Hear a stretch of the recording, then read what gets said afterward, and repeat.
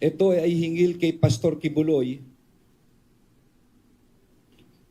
Si Pastor Kibuloy kasama si Crescente Canada, Pauline Canada, Ingrid Canada, Jacqueline Roy at Sylvia Semanes ay mga pugante.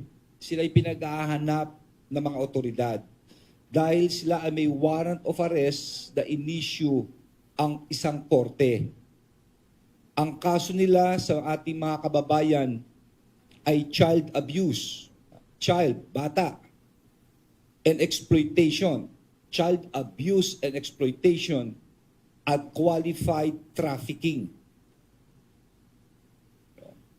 Hindi ho biro ang kasong ito, kaya ito'y walang piyansa, ang sabi ng korte. Hanggang sa ngayon ay sila'y pinag-ahanap ng mga otoridad.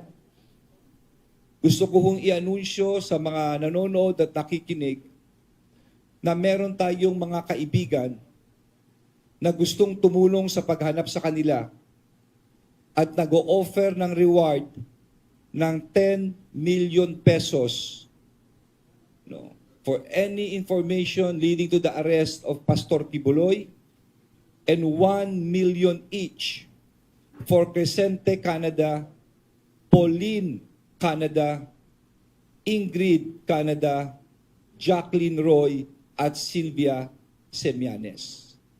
Inuulit ko, meron pong reward na 10 million sa mga taong makakatulong sa pagdakip ng mga pugante na si Pastor Apollo Kibuloy, at 1 milyon naman kay Crescente Canada, Pauline Canada, tigi 1 milyon ito 1 milyon kay Crescente, 1 milyon kay Pauline Canada, 1 milyon kay Ingrid Canada, 1 milyon kay Jacqueline Roy, at 1 milyon kay Sylvia Semanes.